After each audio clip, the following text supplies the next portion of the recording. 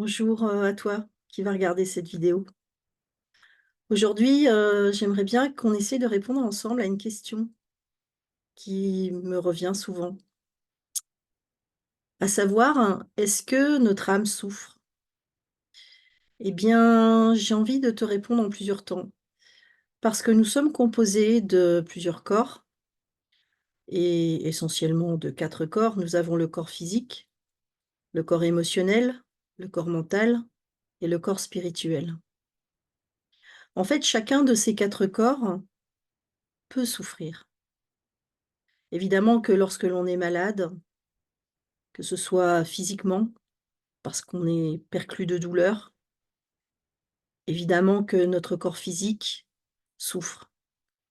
Notre corps émotionnel, lorsque nous sommes impactés par certains événements dans notre vie, je pense par exemple à un deuil, évidemment que notre corps émotionnel est en souffrance.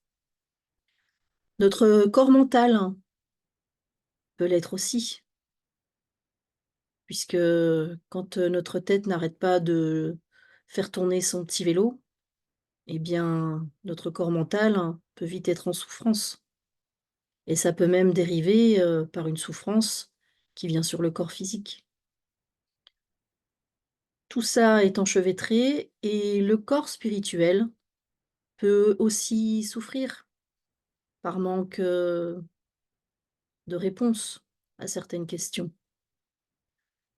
Par contre, ce qu'il faut savoir, c'est que notre âme, quoi qu'il se passe dans notre vie et quelles que soient les souffrances que chacun de nos corps peut endurer, eh bien, notre âme, elle, ne souffre pas. Pourquoi? Eh bien, effectivement, c'est une réponse dans un second temps. Notre âme, en fait, elle s'est incarnée dans ce corps physique et dans l'ensemble de nos corps, eh bien, pour jouer, pour expérimenter. Donc tout ce que nous vivons, y compris la souffrance que l'on peut éprouver dans chacun de nos corps, ou dans plusieurs de nos corps en même temps, eh bien, ça n'affecte pas notre âme. Elle, elle voit ça avec du recul, j'ai envie de dire. Elle voit ça de loin. Elle est comme, dans une pièce de théâtre dans lequel elle observe les choses et puis dans son contrat d'âme avant de venir, ça a peut-être été vu qu'elle doit effectivement passer par une certaine forme de souffrance, que l'un de ses corps ou plusieurs de ses corps peuvent être impactés par la souffrance. Mais parce qu'elle, notre âme, est venue pour expérimenter cela.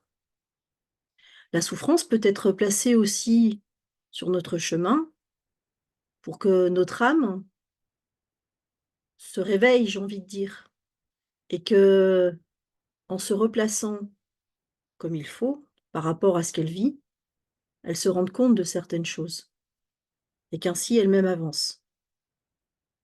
Mais en aucun cas notre âme ne souffre.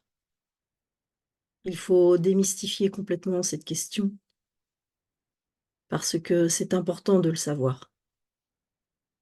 Du coup, ça nous permet, à nous, en sachant cela, de prendre parfois du recul et de se dire que notre âme étant spectatrice de ce qui se joue en nous, eh bien la façon dont nous percevons les événements, la façon dont nous accueillons notre souffrance, eh bien, ça effectivement, ça nous regarde, mais notre âme n'en souffre pas, jamais. À bientôt pour une nouvelle vidéo et merci de la partager si tu penses que cela peut aider quelqu'un. Merci à toi, à bientôt.